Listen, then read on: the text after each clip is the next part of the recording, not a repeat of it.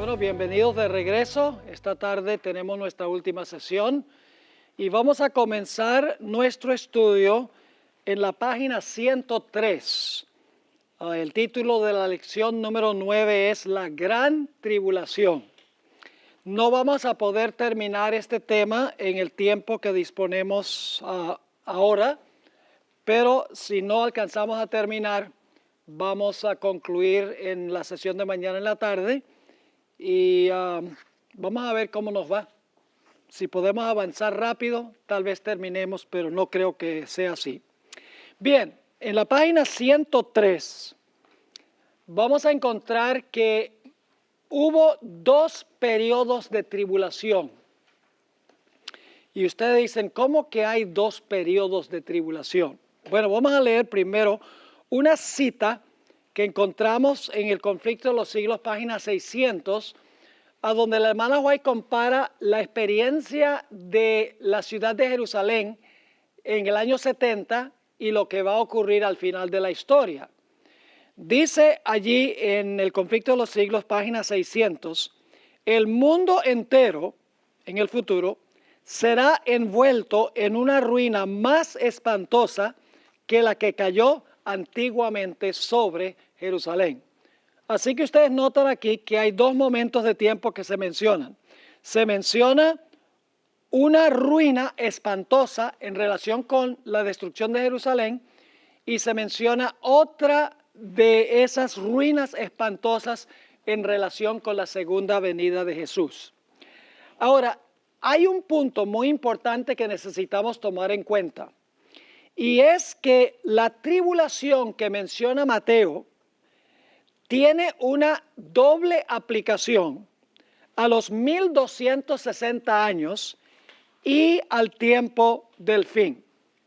Ahora quiero explicar qué es lo que quiero decir con esto, porque ustedes dicen, bueno, entonces tiene una triple aplicación, porque se aplica a la destrucción de Jerusalén, se aplica a los 1260 años y luego entonces se aplica en la crisis final. ¿Eso no serían tres aplicaciones? En realidad no, porque vamos a encontrar que el periodo futuro en realidad es una continuación de la tribulación que transcurrió durante los 1260 años. Es decir, no debemos mirar los 1260 años y el cumplimiento final de la tribulación como dos etapas distintas, sino la etapa antes de la segunda venida es una continuación de la etapa que transpiró durante los 1260 años. Vamos a notar eso en varios puntos que tenemos aquí en el manual. La bestia de Apocalipsis 13 tiene dos periodos durante los cuales oprime al pueblo de Dios. Porque dice que la bestia persiguió al pueblo de Dios ¿por cuánto tiempo? Por 42 meses, que es lo mismo que 1260 años. Pero luego dice que tuvo una herida mortal, ¿cierto? Pero luego su herida mortal es sanada y va a ser otra vez en el futuro lo que hizo ¿cuándo? Lo que hizo en el pasado. Es decir, podríamos casi decir que son dos etapas de la crisis final. 1260 años, este poder persiguió al pueblo de Dios, se suspendió cuando recibió una herida mortal, pero reanudará la tribulación cuando la herida mortal sea sanada. Va a continuar, en otras palabras, la persecución. ¿Me están entendiendo lo que estoy diciendo? Es decir, la etapa del futuro es una continuación de la etapa de los 1260 años. También encontramos en el quinto sello, y esto lo vamos a estudiar un poco más adelante en esta lección, en el quinto sello se mencionan dos etapas. Una etapa tiene que ver con los mártires del pasado que murieron durante los 1260 años. La otra etapa tiene que ver con los mártires que serán muertos al final de la historia. Pero en realidad son dos etapas de la misma persecución por el mismo poder, suspendido por un periodo de unos 200 años y algo de paz porque la bestia tiene una herida mortal. Es decir, hubo un grupo de mártires en el pasado, durante los 1260 años, la bestia recibió una herida mortal y luego después de un tiempo teniendo la herida mortal, se sana la herida y continúa la persecución del segundo grupo de mártires que van a vivir al final de la historia. Vamos a tener toda una sección para explicar esto un poco más adelante. En Daniel 11 tenemos también lo mismo. En Daniel 11, el rey del norte, que es un símbolo de la bestia o el cuerno pequeño o la ramera, todos representan el mismo sistema. El rey del norte tiene también dos etapas de dominio. Una etapa se cubre desde los versículos 30 hasta el versículo 39 de Daniel 11, mientras que la segunda etapa cubre desde el versículo 40 hasta el versículo 45. Quiero leerles una cita de la hermana White. Lamentablemente no está en ninguna fuente en español, pero ustedes la tienen en español en el manual. Yo la traduje del inglés en un tomo que se llama Manuscript Releases, el tomo 13, la página 394. Fíjense cómo la hermana White entendió que Daniel 11 tiene en realidad dos etapas el rey del norte. Una etapa cuando persiguió en el pasado y una etapa cuando va a perseguir en el futuro. Dice allí en esa cita, la hermana White, no hay tiempo que perder. Nos esperan tiempos problemáticos. El mundo está agitado por un espíritu de guerra. Pronto ocurrirán las escenas angustiosas que anuncian las profecías. Las profecías del capítulo 11 de Daniel casi se han cumplido por completo. Ahora viene la parte clave, mucha de la historia que ha ocurrido, pasado, ¿verdad? Que ha ocurrido en cumplimiento de esta profecía, se repetirá. Ahora, la profecía no se repite, lo que se repite es la historia que cumplió la profecía. Luego dice, el versículo 30 describe a un poder que se contristará y volverá y se enojará contra el pacto santo y hará según su voluntad, volverá pues y se entenderá con los que abandonen el santo pacto. Ese es el versículo 30 de Daniel 11 y luego no los incluye aquí por ahorrar espacio. Ella continúa citando los versículos 31 al 36. Y luego dice ella, ocurrirán escenas que similares a las que se describen en estos versículos. Entonces fíjense, dos veces dice ella en esta cita, dice, mucha de la historia que ha ocurrido en cumplimiento de esta profecía se repetirá y luego al final dice, ocurrirán escenas similares a las que se describen en estos versículos. ¿Por qué razón?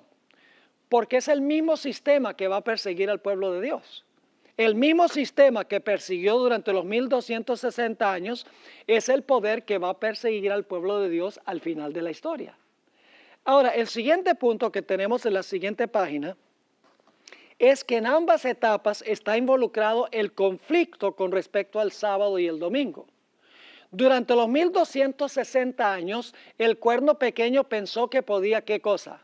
Que podía cambiar la ley de Dios. Yo pregunto, al final de la historia, ¿se va a imponer por ley ese cambio que se hizo durante los 1260 años? ¿Es una continuación, en otras palabras? ¿Cómo no? Ahora, ambas tribulaciones, y tal vez no debería haber puesto ambas tribulaciones, sino ambas etapas de la tribulación, son las peores que se han visto en la historia del mundo, porque ahí dice claramente que será un tiempo de angustia cual no se ha visto jamás en la historia del mundo. Las dos etapas, los 1260 años, y la etapa final, cuando se le sane la herida a la bestia, son las más terribles que ha habido. Y ustedes dicen, ¿cómo puede haber dos etapas que son las más terribles? La primera es la más terrible en términos de longitud. Duró 1260 años. La segunda etapa es la mayor en términos de ¿qué? De intensidad y lo terrible que será el sufrimiento del pueblo de Dios. Es decir, que ambos son, se puede decir que los dos son terribles, pero el primero es más terrible porque fue más largo y el segundo será más terrible por la intensidad terrible que sufrirá el pueblo de Dios. Ahora, un último punto en cuanto a estas dos etapas de esta tribulación, y es que al concluir las dos etapas de la tribulación, hay señales en el sol, la luna y las estrellas. Es decir, cuando están por terminar los 1260 años, hay señales en el sol, la luna y las estrellas. Cuando está por terminar la persecución final del pueblo de Dios, habrá señales en el sol, la luna y las estrellas, anunciando que la persecución del pueblo de Dios está llegando a su fin. Eso lo vamos a estudiar cuidadosamente un poco más adelante. Ahora lo que quiero que hagan es que capten el cuadro. Ahora, vamos a repasar la secuencia de eventos de Mateo 24. Y esto lo hemos estudiado, así que será más bien fácil. Habrá guerras y desastres. Se culpará al pueblo de Dios. El pueblo de Dios recibirá el poder del Espíritu Santo. Predicarán el fuerte clamor ante reyes y gobernantes. Luego se colocará la abominación asoladora, que significa la ley dominical, que va a llevar finalmente a la desolación o la asolación. Y cuando se ponga la abominación asoladora, algunos van a ver la señal y van a huir, otros se van a quedar. Es decir, va a haber una división, una separación entre los fieles y los infieles.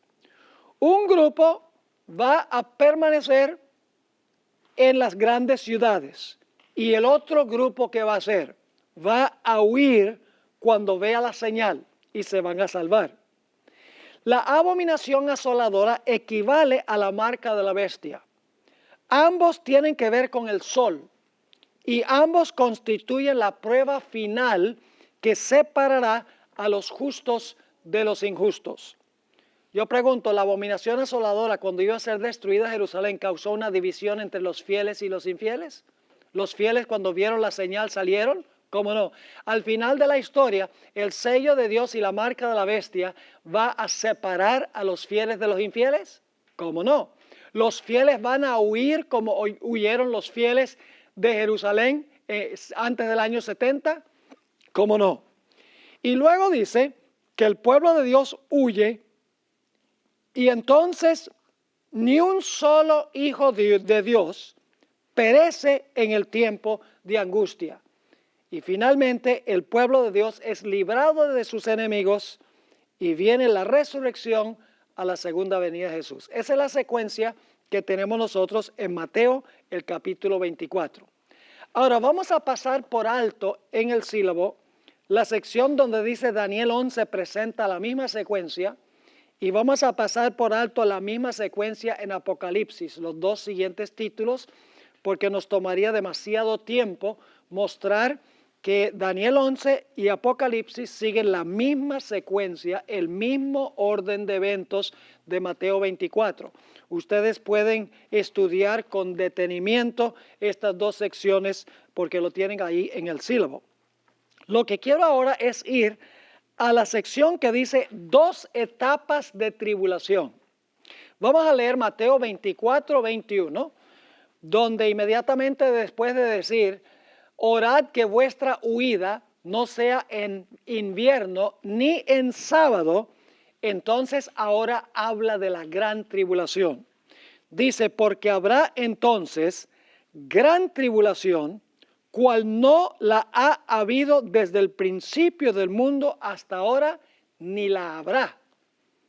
La peor tribulación en toda la historia del planeta Tierra. Pero como yo les mencioné, esta tribulación se divide en dos etapas. Los 1260 años y el periodo cuando se le sane a la bestia la herida mortal. Voy a leer del deseado de todas las gentes, página 584, para que ustedes vean cómo se cumplió esto en el pasado, la etapa pasada. Dice allí, en el deseado, página 584, habrá entonces, y fíjense que está citando Mateo 24, habrá entonces grande aflicción, dijo, cual no fue desde el principio del mundo hasta ahora ni será. Y si aquellos días no fuesen acortados, ninguna carne sería salva, mas por causa de los escogidos, aquellos días serán acortados. Ahora, ¿a qué tiempo aplica la hermana White estos versículos? Noten, durante más de 1000 años, fíjense la cantidad de tiempo, nunca va a haber una tribulación como esta en términos de ¿qué? De longitud de tiempo. Durante más de 1000 años iba a imperar contra los seguidores de Cristo una persecución como el mundo nunca la había conocido antes. Millones y millones de sus fieles testigos iban a ser ¿qué? Muertos. Si Dios no hubiese extendido la mano para preservar a su pueblo, todos habrían perecido. Mas por causa de los escogidos, dijo, aquellos días serán ¿qué? Acortados. Pero quiero que noten que la hermana White también aplica esta profecía al futuro. Entonces usted dice, ¿cómo puede la gran tribulación aplicarse a los 1260 años y también al futuro? La razón es muy sencilla. La misma bestia es la que persigue en el pasado y va a perseguir en el futuro. En el futuro, sencillamente continúa la persecución del pasado. ¿Me están entendiendo el punto? Ahora, noten lo que dice la sierva del Señor en la Review and Herald, noviembre 22, 1892. Dice ella, debemos reconocer que los juicios de Dios están a punto de caer. Esto es futuro, ¿sí o no? Desde cuando ella está escribiendo. Debemos reconocer que los juicios de Dios están a punto de caer sobre la tierra y que es nuestro deber presentarle con gran fervor al pueblo la advertencia que el Señor nos ha encomendado. Y ahora viene ¿qué versículo? El que acabamos de notar que se aplicó al pasado.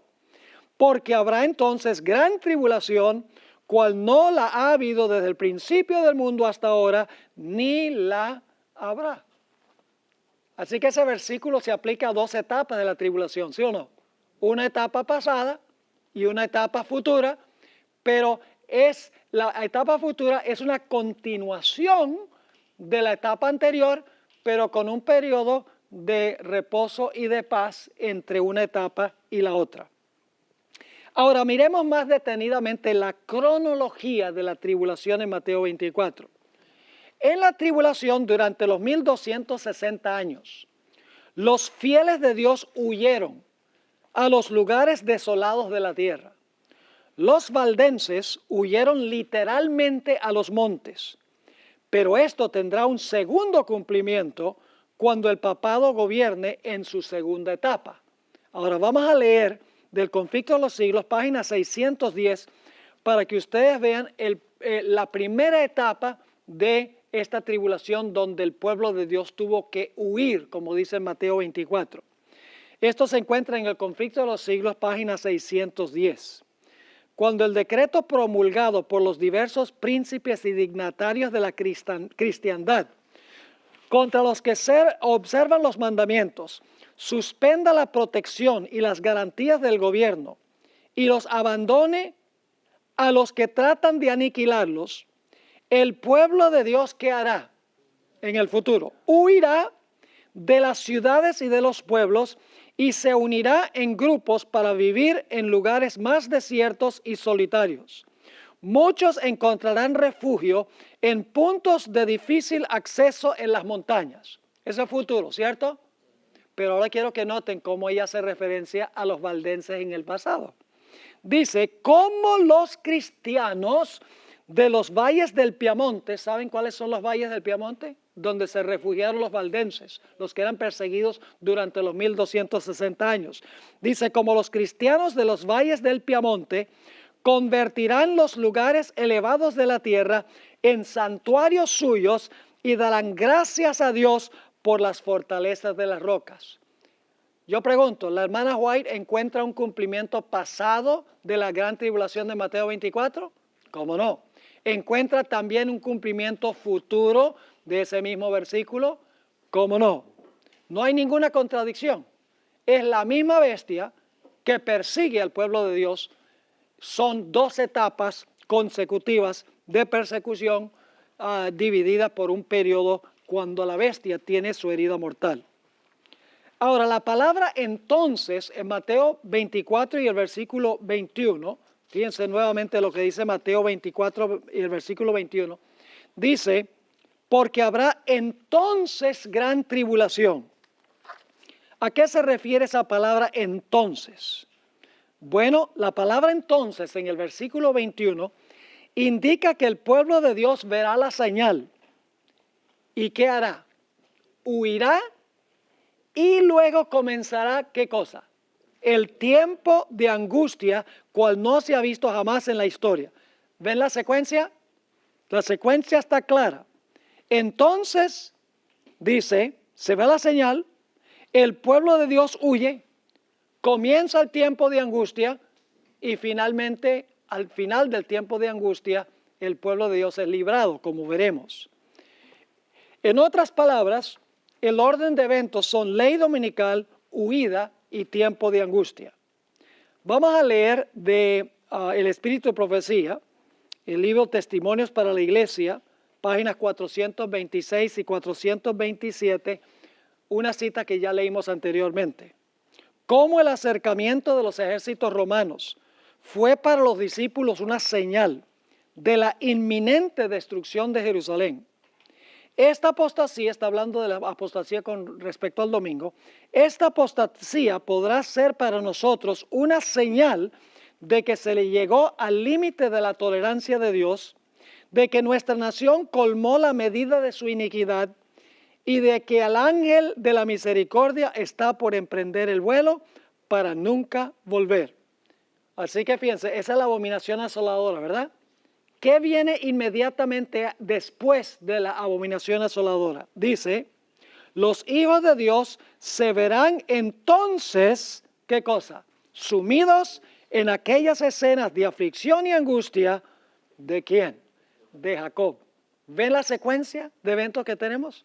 La abominación asoladora se pone, el pueblo de Dios huye, viene el tiempo de angustia y luego entonces el pueblo de Dios será libertado.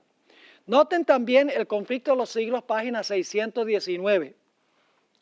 El pueblo de Dios va a estar escondido como los valdenses que se escondieron durante los 1260 años. Dice, el pueblo de Dios, algunos en las celdas de las cárceles, otros escondidos en ignorados escondrijos de bosques y montañas, invocan aún la protección divina, mientras que por todas partes compañías de hombres armados, instigados por legiones de ángeles malos, se disponen a emprender, ¿qué cosa?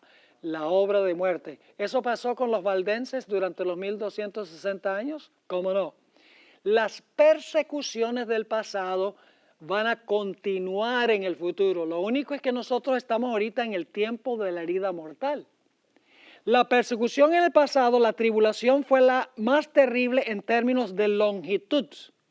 La futura será la más terrible en intensidad de sufrimiento y será a nivel global. Ahora vamos a Mateo 24, 22, la tribulación acortada.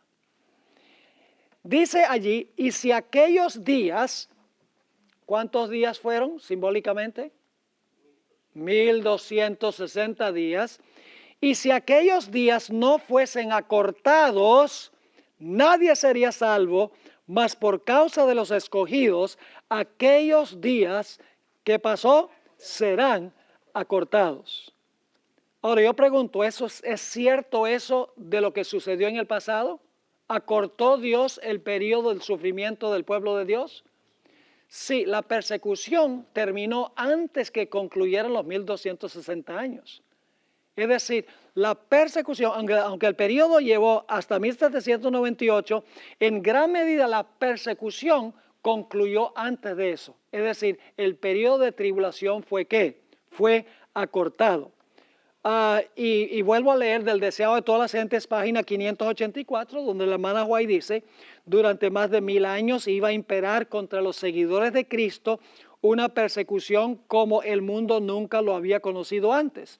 Millones y millones de sus fieles testigos iban a ser muertos. Si Dios no hubiese extendido la mano para preservar a su pueblo, todos habrían ¿qué? Todos habrían perecido. Mas por causa de los escogidos, dijo, aquellos días serán ¿qué? Acortados. Yo pregunto, en el futuro, ¿Dios también va a acortar los días del sufrimiento del pueblo de Dios? Miren, si Dios no acortara la persecución al final de la historia, no quedaría ni un solo hijo de Dios vivo. Así que en ambas etapas, Dios acortó y acortará el periodo de tribulación. Ahora, Dios no permitirá, en otras palabras, que la tribulación llegue a su fin inevitable. Los que huyen son sellados, están seguros, pero claramente Dios va a acortar el periodo de sufrimiento y de persecución, porque si no, no quedaría nadie vivo. Es importante notar, y esto es un punto muy importante, que los escogidos pasan por la tribulación, ¿de acuerdo? ¿Los escogidos van a pasar por la tribulación?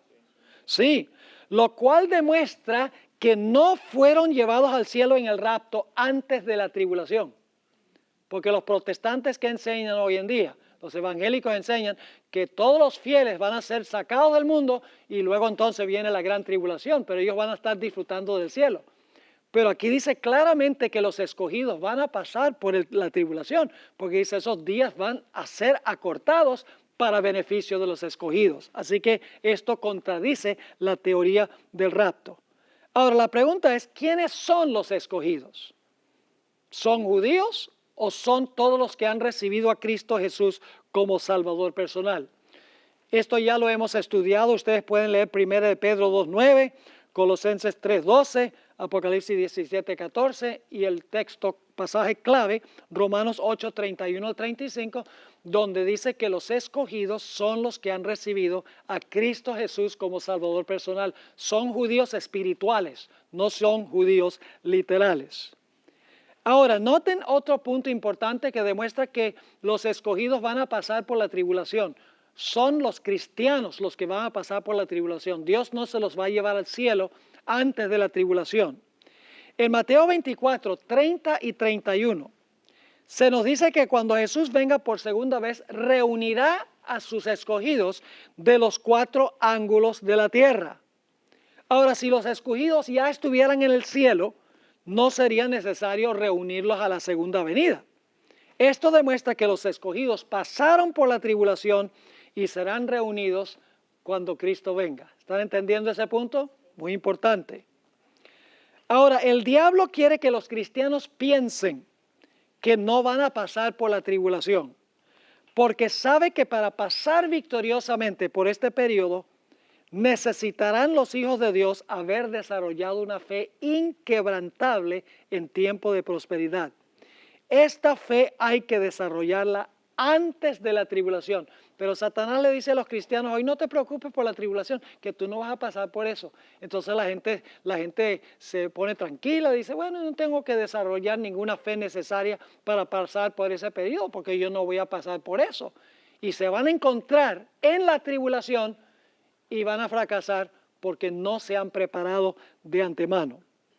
Ahora fíjense, ¿se prepararía usted para un huracán en California si el huracán va a ocurrir en la Florida?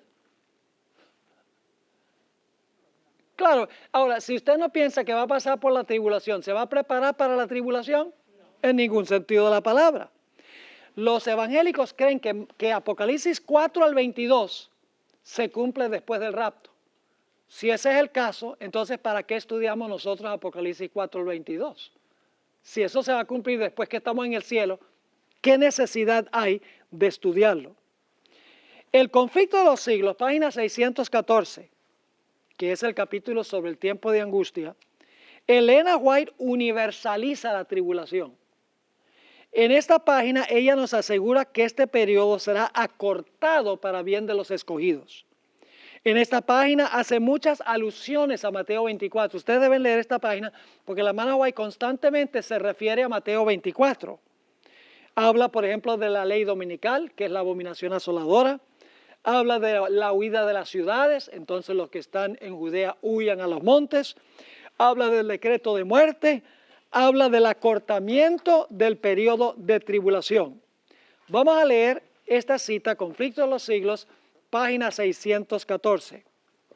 Dice la sierva del Señor: sin embargo, el tiempo de angustia, ¿qué va a pasar? Será acortado por amor de los elegidos.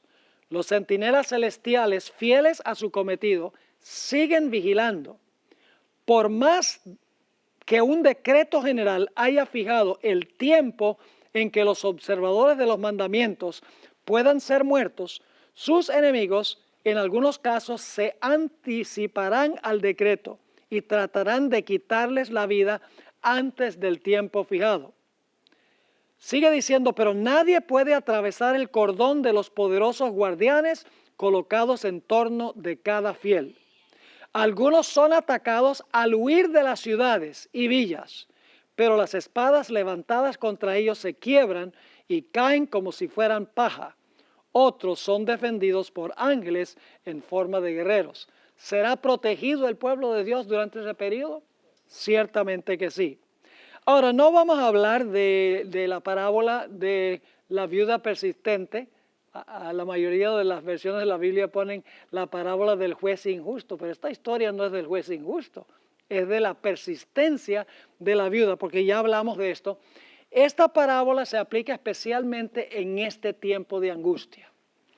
Ahora, el siguiente evento que encontramos en el tiempo de angustia es la falsificación de la segunda venida de Cristo. Vamos a notar Mateo 24, 23. Entonces, todavía está hablando del periodo de tribulación. Entonces, si alguno os dijere: mirad, aquí está el Cristo, o mirad, allí está, ¿qué dice? No lo creáis. Es decir, después del cierre de la gracia, van a venir personas pretendiendo ser ¿qué? Pretendiendo ser Cristo. Y vamos a encontrar que después de aparecer varios falsos cristos, se va a aparecer uno que va a pretender ser el Cristo, un individuo específicamente. Ahora, hacia el final de la tribulación, Satanás falsificará la segunda venida de Cristo, haciéndose pasar por Cristo. La palabra entonces indica que la falsificación de la segunda venida de Jesús va a ocurrir después de cerrarse la puerta de la gracia. ¿Les queda claro ese punto? ¿Cuándo es que Satanás va a falsificar la segunda venida? Muchos creen que es antes del cierre de la gracia que Satanás se va a aparecer como si fuera Cristo. Pero la secuencia cronológica de Mateo 24 indica que Satanás va a falsificar la segunda venida de Jesús durante la gran tribulación, después del cierre de la puerta de la gracia. Porque Mateo 24 está en orden ¿qué? Está en orden cronológico, un evento tras otro. Claro, alguien pregunta esto: ¿por qué falsificaría Satanás la segunda venida si todos los fieles están sellados y ya no pueden ser engañados? ¿Entienden la pregunta? Algunos dicen: bueno, después del cierre de gracia, ¿de qué le sirve a Satanás falsificar la segunda venida si él ya sabe que todos los casos están decididos? ¿No sería más lógico pensar que Satanás falsifica la segunda venida antes de cerrarse la puerta de la gracia? La respuesta es muy sencilla. Satanás alberga la esperanza que podría contrariar la palabra de Dios. Satanás no se rinde así nomás. Él ve que los santos están clamando día y noche para que sean libertados de su adversario. Ahí está la parábola de la viuda, y que está clamando día y noche, y Satanás los ve clamando y gimiendo, rogando que Jesús venga a librarlos.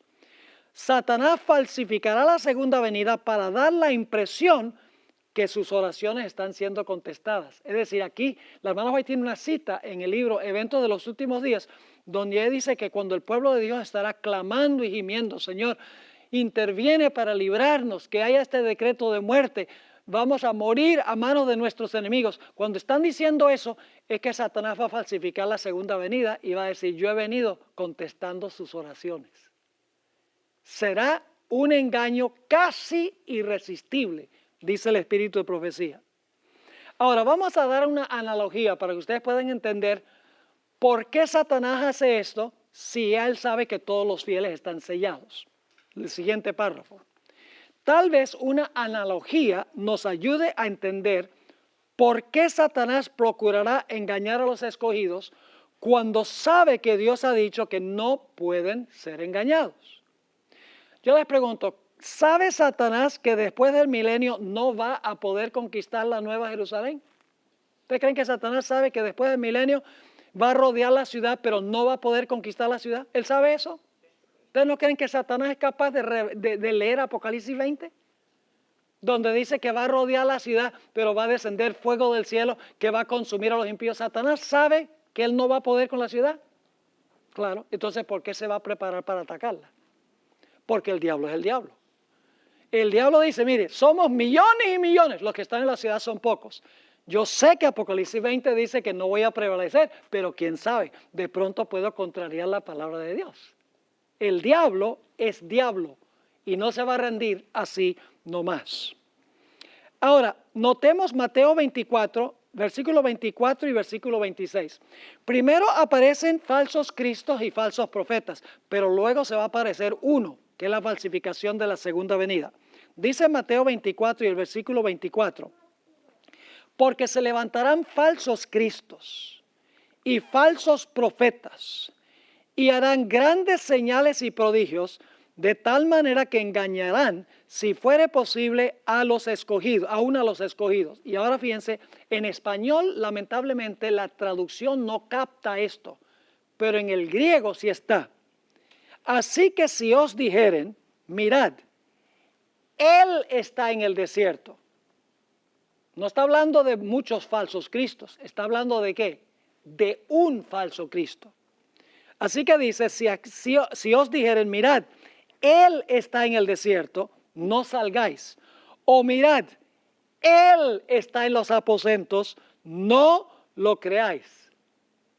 Ahora, el versículo 24 habla en términos genéricos, pero comenzando en el versículo 25, se habla de un individuo, en otras palabras. Aun cuando la traducción en español no lo refleja, aparece el pronombre personal masculino él 2 veces aquí en Mateo 24 y el versículo 26. Ahora, ¿cómo podrán los escogidos distinguir entre lo genuino y lo falso?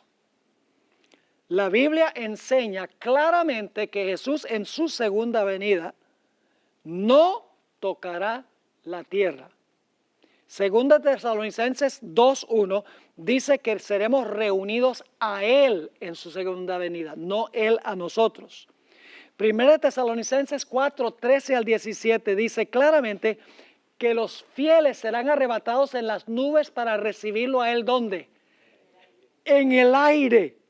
Mateo 24:30 dice que Jesús va a enviar a sus ángeles a recoger a los escogidos, lo cual indica que Él va a estar encima de la tierra si está enviando a los ángeles a recoger el pueblo de Dios. Además de eso, Juan 14:1 al 3 nos dice claramente que Jesús va a llevar a sus escogidos ¿a dónde? Al cielo. Ahora, fíjense qué interesante esto.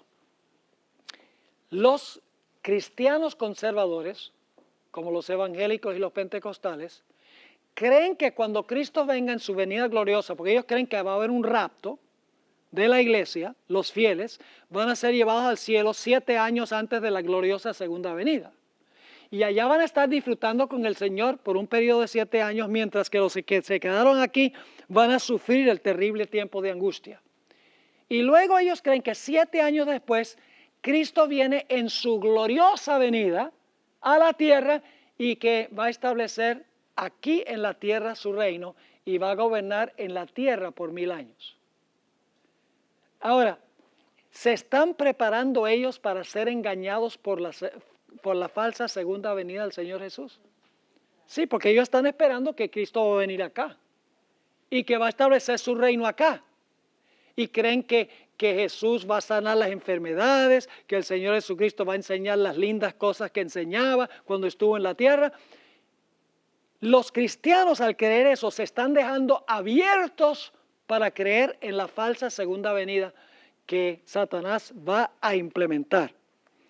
Ahora, noten que en 2 de Tesalonicenses, el capítulo 2, se describe la falsa segunda venida.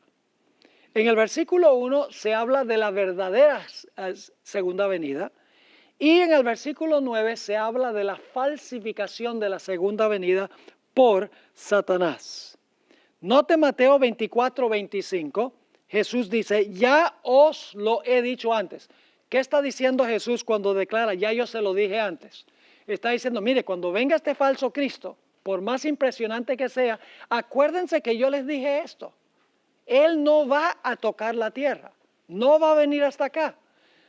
Ahora, vamos a leer un pasaje aquí del Espíritu de Profecía, donde ella describe la falsificación de la segunda venida de Cristo. Se encuentra en la página 110 de nuestro sílabo.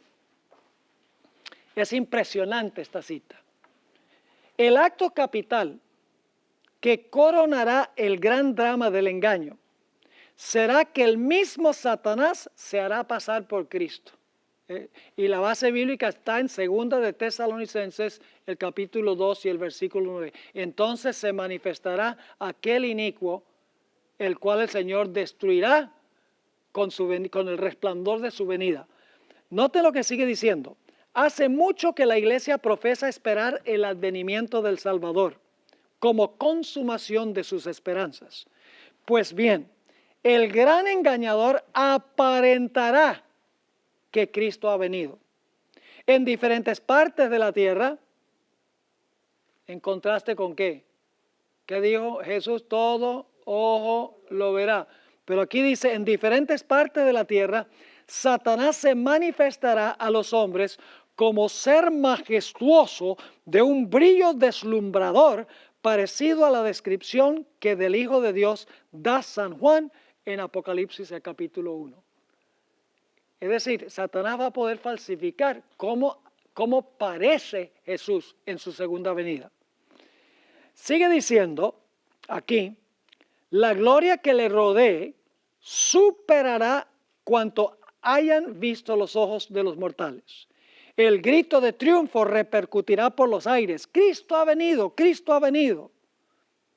Es decir, la gente va a confiar en el testimonio de los demás, en lo que dicen sus ojos, en lo que dicen sus oídos. El pueblo se postrará en adoración ante él, mientras levanta sus manos y pronuncia una bendición sobre ellos, como Cristo bendecía a sus discípulos cuando estaba en la tierra. Su voz es suave y acompasada, aunque llena de melodía. El diablo también puede hablar con una voz melodiosa. Sigue diciendo aquí la sierva del Señor. En tono amable y compasivo, enuncia algunas de las verdades celestiales. Fíjese que va a enseñar algunas cosas que enseñó Jesús. Y llenas de gracia que pronunciaba el Salvador. Cura las dolencias del pueblo. ¿Hacía eso Jesús? ¿Curaba las dolencias del pueblo? ¿Cómo no? ¿Hablaba palabras que eran de consuelo para la gente? ¿Cómo no? Sigue diciendo, cura las dolencias del pueblo. Y luego, en su fementido carácter de Cristo, asegura haber cambiado el día de reposo del sábado al domingo y manda a todos que santifiquen el día bendecido por él.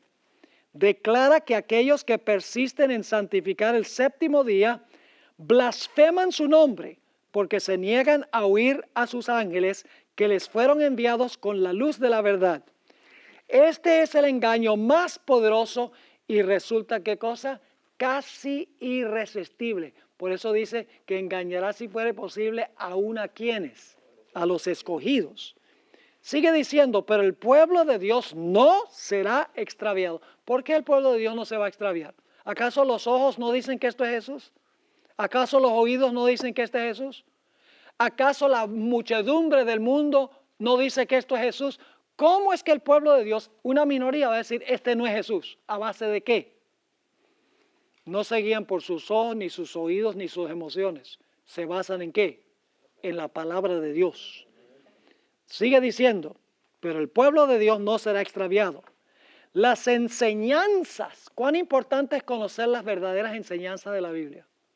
¿Es importante conocer doctrina? ¿Es importante saber cómo va a venir Jesús? O sea, yo una vez escuché a un pastor decir, a mí no me importa cómo viene, a mí lo que me importa es que viene. Pues si usted no sabe cómo viene, usted va a aceptar el Cristo que no es. Dice, las enseñanzas del falso Cristo no están de acuerdo con las sagradas escrituras. Su bendición va dirigida a los que adoran a la bestia y su imagen, precisamente sobre quienes dice la Biblia que la ira de Dios será derramada sin mezcla.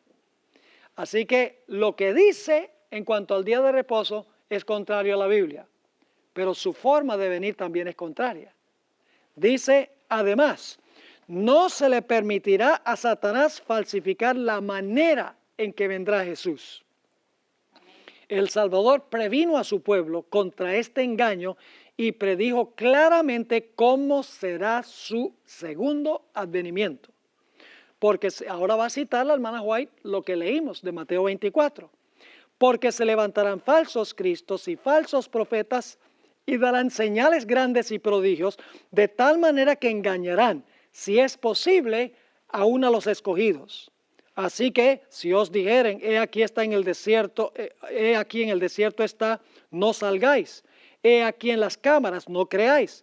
Porque como el relámpago que sale del oriente y se muestra hasta el occidente, así será también la venida del Hijo del Hombre. Sigue diciendo la sierva del Señor, no se puede remedar semejante aparición. Todos la conocerán y el mundo entero la presenciará. ¿Cómo sabrá el pueblo de Dios que este es un falso Cristo? Dos maneras. Uno, la manera o la forma en que viene Satanás disfrazado como Jesús. Y en segundo lugar, las enseñanzas de este falso Cristo no cuadran con la santa palabra de Dios. ¿Cuán importante es conocer entonces la palabra de Dios? Hermanos y hermanas, es cuestión de vida o muerte que nosotros nos fortalezcamos en la palabra de Dios, que podamos vivir por un así dice Jehová. Amén. Y luego después de esto, fíjense, viene la destrucción, ¿verdad que sí? Va a venir la destrucción, las plagas. ¿Y qué es lo que se ve según Mateo 24 y el versículo 28? Cuando Cristo venga como el rayo del oriente y el occidente, dice, porque donde quiera que estuviera el cuerpo muerto, allí se juntarán ¿qué? Y qué interesante, las águilas. ¿Hubo águilas en la destrucción de Jerusalén en el Antiguo Testamento? ¿Hubo águilas en la destrucción de Jerusalén? ¿Se verán las águilas al final cuando Cristo venga por segunda vez? ¿Cómo no? Ahora, hablemos de la segunda venida y las señales en los cielos. Vamos a notar Mateo 24 y el versículo 29 al 31. Esto es después, cuando ya llega a su fin la tribulación. Dice, e inmediatamente después de la tribulación de aquellos días, el sol se oscurecerá y la luna no dará su resplandor y las estrellas caerán del cielo y las potencias de los cielos serán conmovidas. Todavía no es la segunda venida. Está llegando al final la tribulación y luego vienen estas señales. El sol se oscurece, la luna también se oscurece porque no da su resplandor, las estrellas caen del cielo y dice las potencias de los cielos serán conmovidas. Vamos a encontrar que las potencias de los cielos, the powers of the heavens en inglés, son el sol y la luna. Porque el sol Dios lo hizo para gobernar durante el día y la luna la colocó en el cielo para gobernar la noche. Dicen en Génesis 1 y el versículo 16. Y ahora noten, primero viene sol, luna y estrellas, las señales, y entonces dice, y entonces aparecerá la señal del Hijo del Hombre en el cielo. Fíjense que viene primero las señales en el sol, luna y estrellas, luego se ve la señal del Hijo del Hombre, y luego entonces se ve a Jesús viniendo en las nubes.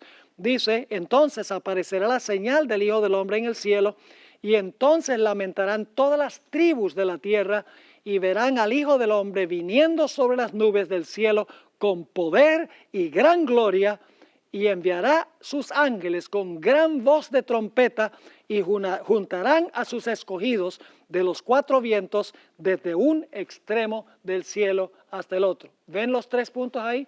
Sol, luna y estrellas, señales. Luego la señal del Hijo del Hombre y luego Cristo llega para recoger a sus escogidos. Ahora, recordemos que el papado tiene ¿cuántas etapas en que domina y persigue? Dos etapas. Por eso la tribulación también tiene ¿qué? ¿Entendieron este punto? La tribulación también tiene dos etapas. Ahora, las señales en los cielos anunciaron que el cautiverio del pueblo de Dios estaba a punto de concluir al terminar los 1260 años. Ustedes recuerdan que hubo señales que indicaban que iba a caer el papado y que el pueblo de Dios iba a ser librado de su persecución durante los 1260 años. ¿Recuerdan en qué años fue que sucedió esto? Hubo un gran terremoto en 1755, el terremoto de Lisboa. Luego el sol se oscureció en 1780. La luna se vio como sangre esa misma noche en que el sol se oscureció. Y en 1833, ¿qué pasó? Las estrellas cayeron del cielo.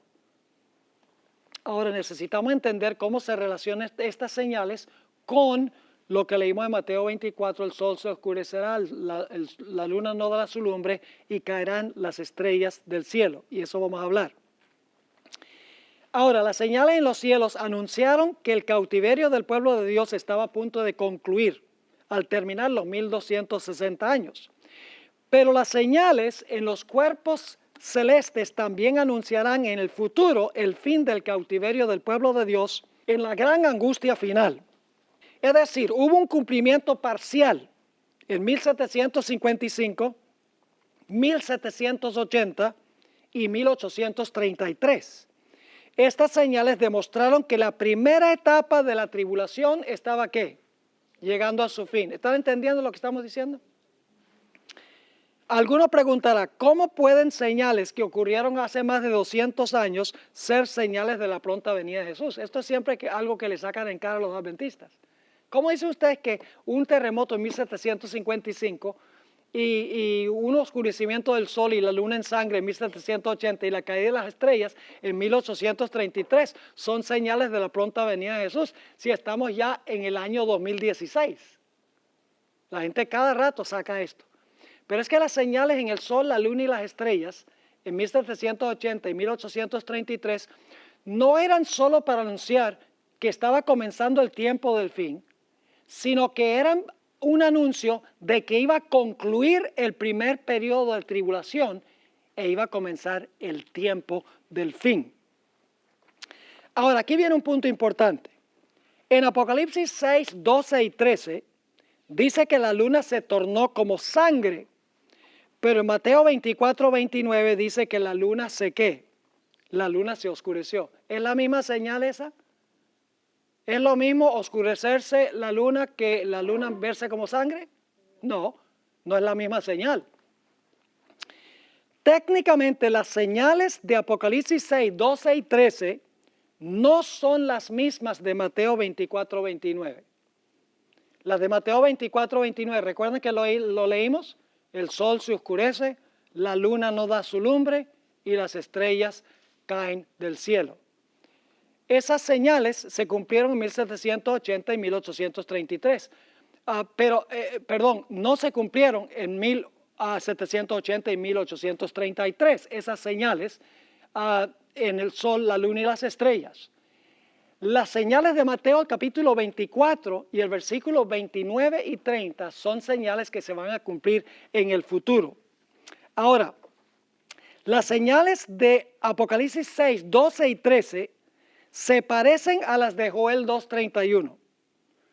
Las de Joel 2:31, recuerdan que el apóstol San Pedro presentó estas señales en el día del Pentecostés. Allí en Joel 2:31 dice que el sol se oscurecerá, la luna será tornada en sangre antes del día grande y terrible de Jehová. Es decir, no en el día terrible de Jehová, sino antes del día grande y terrible de Jehová. Hay varios textos del Antiguo Testamento que presentan las señales en el sol, la luna y las estrellas. No todos estos textos se refieren al mismo momento. Las señales de Apocalipsis 6, 12 y 13 se aplican a 1780 y 1833. Las señales de Mateo 24, 29 y 30 se aplican a señales que anuncian la venida inmediata del Señor Jesucristo. Las señales de Joel 2:31 se aplican al día del Pentecostés y se aplican también a 1780 y 1833. Pero las señales que se mencionan en los otros textos del Antiguo Testamento, donde habla del sol, la luna y las estrellas, se aplican a eventos que se realizan inmediatamente antes de la segunda venida de Cristo Jesús. Por ejemplo, Joel 2, 10 y 11 presenta diferentes señales que las de Apocalipsis 6, 12 y 13 y Joel 2, 31. En Joel 2, 10 y 11 hay un terremoto, el sol y la luna se oscurecen y las estrellas dejan de brillar. ¿Es diferente eso que lo que encontramos en Mateo 24? Mateo 24 dice ¿qué cosa? Dice el sol se oscurece, la luna no da su lumbre y las estrellas del cielo caen. Pero estas señales en Joel 2 dice que el sol y la luna se oscurecen y las estrellas dejan de brillar. No son las mismas señales. Y luego tenemos Joel 3, 15 y 16. No presenta tampoco las mismas señales de Apocalipsis 6, 12 y 13. Allí dice que los cielos y la tierra se sacudirán y el sol y la luna se oscurecerán. En Isaías 13:10 y los versículos siguientes no presenta las mismas señales de Apocalipsis 6, 12 y 13. En Isaías dice que el sol, la luna y las estrellas se oscurecen. Esto no sucedió en 1755, 1780 y 1833. ¿Están entendiendo este punto? En otras palabras, hay dos grupos de señales en el sol, la luna y las estrellas. Un grupo se cumplió en 1780 y 1833. El otro grupo se cumplirá inmediatamente antes de la segunda venida del Señor Jesús. Quiero animarles a que repasen en el tiempo libre que tenemos hasta mañana estas dos páginas, la página 111 y la página 112, lean todos esos versículos para que vean que no son las mismas señales, porque vamos a necesitar entender esto para la siguiente sección en la página 113 sobre el quinto sello y Mateo 24.